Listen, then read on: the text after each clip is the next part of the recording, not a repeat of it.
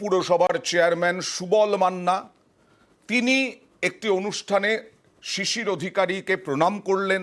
তাতে কোনো খারাপ দেখেনি তার দল, কিন্তু তিনি বক্তব্য রাখার সময় শিশির অধিকারীকে গুরু বলে সম্বোধন করলেন, তার রাজনৈতিক গুরু। কারণ অধিকারী পরিবারের সঙ্গে তৃণমূলের প্রতি মিনিটে মিনিটে মিনিটে মিনিটে বিবাদ, আর তার মধ্যে কাঁথি পুরসভার চেয়ারম্যান দীর্ঘদিনের তৃণমূল নেতা সুবল মান্নার এই বক্তব্যকে ভালো চোখে দেখেনি তৃণমূল কংগ্রেস, এবং রাজ্য নেতৃত্ব পর্যন্ত সমালোচনা করেছে সুবল মান্নার। কি বলেছিলেন প্রথমে দেখাবো। প্রথমে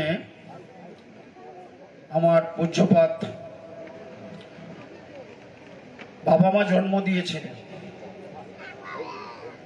পথ চলা আজ যে এই জায়গায় পৌঁছেছি, পূজ্যপাত গুরুদেব এখানে আছেন, তাকে আমার প্রণাম। মাননীয় শিশির অধিকারী মহাশয়কে। আর এই গুরুদেব বলার পরেই পদ খোয়ালেন সুবল মান্না। বলছিলাম না, রাজ্য নেতৃত্বের সমালোচনার মুখে পড়েছিলেন। কাঁথির পুরপ্রধানকে পদত্যাগের নির্দেশ, সুবল মান্নাকে পদত্যাগের নির্দেশ এলো তৃণমূলের পক্ষ থেকে। কি বললেন কুণাল ঘোষ এই পদত্যাগ নিয়ে, দেখুন। কাঁথি পুরসভার চেয়ারম্যান যেভাবে বিশ্বাসঘাতক শিশির অধিকারীকে প্রণাম করে নিজের গুরুদেব ইত্যাদি এই ধরনের ভজন করেছেন, সেটা তৃণমূল কংগ্রেসের কর্মীরা আদৌ ভালোভাবে নেননি। তৃণমূলের শীর্ষ নেতৃত্ব কঠোর ব্যবস্থা নিচ্ছেন, চিঠি দিলে সেটা বরখাস্ত হয়ে যায়। ওর ন্যূনতম সম্মানটা রাখার জন্যই ইস্তফা দিতে বলা হয়েছে। চিঠি লিখে বরখাস্ত হয়ে যায়, ন্যূনতম সম্মান রাখার জন্য ইস্তফা দিতে বলা হয়েছে, এমন কথাও বলল রাজ্য নেতৃত্ব। আর এই প্যাচে পড়ে ক্ষমা চাইলেন সুবল মান্না। কিন্তু তিনি কি এখনো অনড় যে গুরুদেব বলেছেন সেই বিষয়ে? অধিকারী পরিবারের সঙ্গে তার কি যোগাযোগ সরাসরি আছে? কথা বলবো প্রতিনিধি সুজিতের সঙ্গে। সুজিত, ক্ষমা চাইলেন, কিন্তু এই প্রশ্নগুলো তো উঠছে। আর একেবারে ব্যক্তিগতভাবে সুবল মান্নাকে সর্ষের মধ্যে ভূত, বিশ্বাসঘাতক এই বলেও তো রাজ্য নেতৃত্ব আক্রমণ করছে।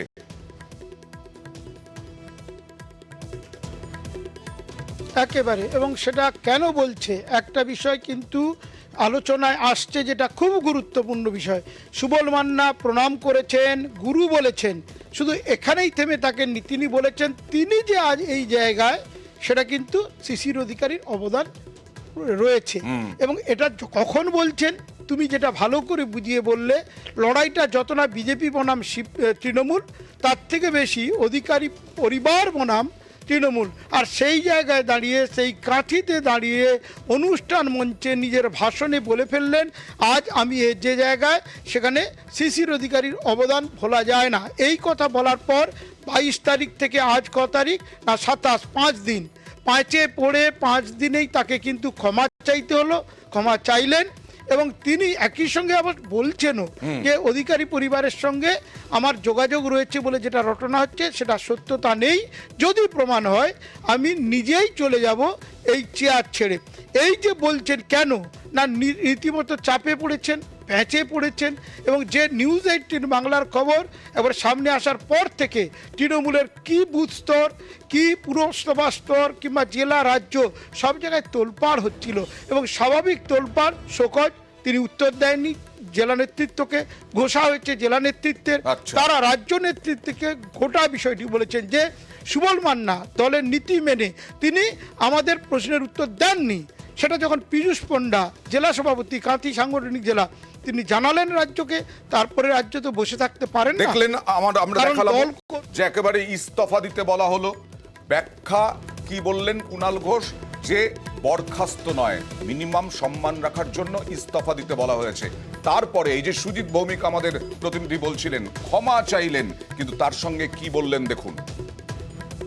আবেগের বসে যদি কিছু বলে থাকি, দলের যদি ভাবমূর্তি কোনো নষ্ট হয়ে থাকে, তার জন্য ক্ষমা প্রার্থী দলের কাছে। দলের নেতৃত্বের কাছে কি সেটা জানেন? আজকে জানিয়েছি।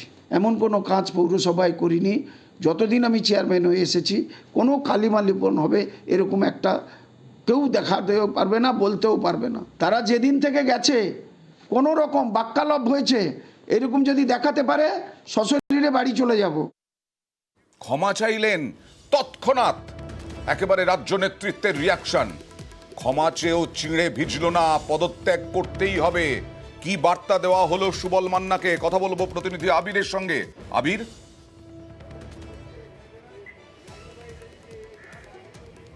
দেখো, অধিকারী পরিবারের সঙ্গে তৃণমূলের সম্পর্ক 2020 থেকে একেবারে কার্যত তলানিতে গিয়ে ঠেকেছে এবং লোকসভা নির্বাচনের আগে যদি তৃণমূলের ছাতার তলায় থাকা পদে থাকা কোনো ব্যক্তি যদি এহেন আচরণ করেন, তাকে শুধুমাত্র ক্ষমার পর্যায়ে দেখতে নারাজ তৃণমূল নেতৃত্ব এবং সে কারণেই কড়া বার্তা দেওয়া হচ্ছে এবং সেখানে বলা হচ্ছে যে ক্ষমা চাওয়ার কোনো প্রশ্নের জায়গাতে নেই, তাকে পদ থেকে ইস্তফা দিতে হবে। এর মধ্যে দিয়ে তৃণমূল কংগ্রেস দুটো বিষয় বুঝিয়ে দেওয়ার চেষ্টা করেছে। এক, প্রথমত হচ্ছে যারা দলের মধ্যে থেকে অন্য দলের লোকজন সম্পর্কে সুচিন্তিত মতামত ব্যক্ত করবে, তাদের প্রতি তাদের যে দুর্বলতা সেটা প্রকাশ করবে বা এই ধরনের ভালো ভালো শব্দ ব্যবহার করবে, তাদের যে রাজনৈতিক কৌশল সেটা নিয়ে তৃণমূল কংগ্রেস প্রশ্ন তুলে দিল। আর দ্বিতীয়ত হচ্ছে তারা মনে করছেন যে অধিকারী পরিবারের সঙ্গে লড়াইয়ের জায়গা যে পর্যায়েতে গিয়ে পৌঁছেছে, তাতে বিজেপির সঙ্গে তাদের যে সরাসরি বিরোধের যে জায়গা বা লড়াই লোকসভা নির্বাচনের আগে সেটা প্রকট হতে শুরু করেছে। সেখানে যদি দলের দায়িত্বে বা পদে থাকা কোনো ব্যক্তি বিপক্ষ শিবিরের কোনো নেতাকে গুরুদেব বলে সম্মিলিত করেন, তাহলে তার দলের বাকি কর্মীদের মধ্যে তার একটা প্রভাব পড়তে পারে এবং দলীয় কর্মীদের ভাবাবেগে আঘাত লেগেছে, যে প্রশ্নের কথা বারবার ধরে তৃণমূল কংগ্রেস নেতৃত্ব লাগাতার বলে আসছে। ফলে সেই জায়গা থেকে দাঁড়িয়ে আজকে সুবল মান্না তিনি যখন ক্ষমা চাওয়ার কথা বললেন, তারপরও তৃণমূলের তরফ থেকে ফের একবার তাকে কড়া বার্তা পাঠিয়ে দেওয়া হয়েছে এবং সেখানে বলা হয়েছে যে শুধু ক্ষমা চাওয়ার প্রশ্ন বা জায়গাতে এটা নেই, তাকে পদত্যাগই করতে হবে। ফলে কাঁথি প্রশ্নের ক্ষেত্রে দাঁড়িয়ে, যেহেতু কাঁথি অত্যন্ত লোকসভা নির্বাচনের ক্ষেত্রে রাজনৈতিকভাবে অত্যন্ত গুরুত্বপূর্ণ হতে চলেছে, সেই দিক থেকে দাঁড়িয়ে বা দেখতে গেলে এই লড়াই ভীষণ রকমভাবে গুরুত্বপূর্ণ হচ্ছে এবং তারই পরিণামে সুবল মান্নার এই হেন আচরণকে কোনো ধরনের জায়গাতে মাফ করতে আর নারাজ তৃণমূল নেতৃত্ব, তাই তাকে ইস্তফা দেওয়ার প্রশ্নে তৃণমূল কংগ্রেস একেবারে অনড় থাকলো। একেবারেই সেন্সিটিভ জায়গা তৃণমূলের কাছে এই পূর্ব মেদিনীপুর এবং কাঁথি। তাই কোনোভাবেই যে কথাই বলুন না কেন, যে ক্ষমাই চান না কেন, যিনি ক্ষমাই চান না কেন, তাকে ক্ষমা করা হবে না, পরিষ্কার স্পষ্ট বার্তা দিয়ে দিল তৃণমূলের রাজ্য নেতৃত্ব।